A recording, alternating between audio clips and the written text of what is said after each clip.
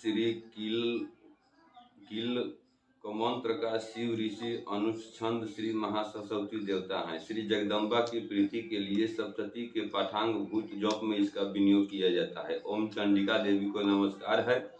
मार्कंड जी कहते हैं, विशुद्ध ज्ञान ही जिनका शरीर है, तीनों वेद ही जिनके तीन दिव्य नेत्र हैं, जो कल्याण प्राप्ति के हेतु हैं तथा अपने मस्तक पर अर्धचंद्र का मुकुट धारण करते हैं, उन भगवान शिव को नमस्कार है। मंत्रों का जो अभिकीलक है, अर्थात मंत्रों की सिद्धि में विघ्न उपस्थित करने वाले साप रूपी कील का जो निवारण करने वाला है, उस सप्तती स्रोत को संपूर्ण रूप से जानना चाहिए और जानकर उसकी उपासना करनी चाहिए। यद्यपि सप्तती के अतिरिक्त अन्य मंत्रों के जप में भी जो निरंतर लगा रहता है, वह भी कल्याण का भागी होता है। उसके भी उच्चाटन आदि कर्म सिद्ध होते हैं तथा उसे भी समस्त दुर्लभ वस्तुओं की प्राप्ति हो जाती है। तथापि जो अन्य मंत्रों का जप न करके केवल इस सप्तती नामक स्रोत से ही देवी की स्तुति करते हैं, उन्हें स्तुति मात्र से ही सच्चिदानंद स्वरूपिणी देवी सिद्ध हो जाती है।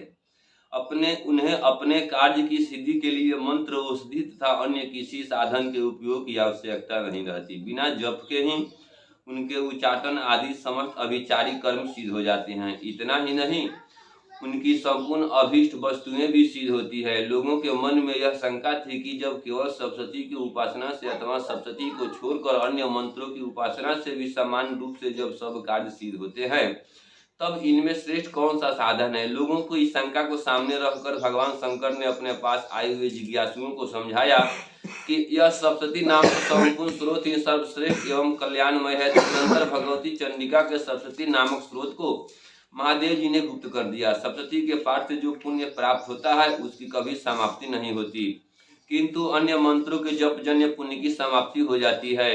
अतः भगवान शिव ने अन्य मंत्रों की अपेक्षा जो सप्तती की श्रेष्ठता का निर्णय किया, उसे यथार्थ ही जानना चाहिए। अन्य मंत्रों का जप करने वाला पुरुष भी यदि सप्तती के स्रोत और जप का अनुष्ठान कर ले, तो भी वह पूर्ण रूप से ही कल्याण का भागी होता है। इसमें तनिक भी संदेह नहीं है। जो साधक कृष्ण पक्ष की चतुर्दशी अथवा अष्टमी को एकाग्रचित होकर भगवती की सेवा में अपना सर्वस्व समर्पित कर देता है और फिर उसे प्रसाद रूप से ग्रहण करता है, उसी पर भगवती प्रसन्न होती है, अन्यथा उनकी प्रसन्नता नहीं प्राप्त होती। इस प्रकार सिद्धि के प्रतिबंध रूप कील के द्वारा महादेव जी ने इस स्रोत को किलित कर रखा है, जो पूर्वोक्त रीति से निष्किलन करके इस सप्तती स्रोत का प्रतिदिन स्पष्ट उच्चारण पूर्वक पाठ करता है, वह मनुष्य सिद्ध हो जाता है, वही देवी का प्रसाद होता है और वही गंधर्व भी होता है। सर्वत्र विचरते रहने पर भी इस संसार में उसे कहीं भी भय नहीं होता। वो अब मृत्यु के वश में नहीं पड़ता तथा देह त्यागने के अनंतर मोक्ष प्राप्त कर लेता है। अतः कीलन को जानकर उसका परिहार करके ही सप्तती का पाठ आरंभ करें। जो ऐसा नहीं करता उसका नाश हो जाता है। इसलिए कीलक और निष्कीलन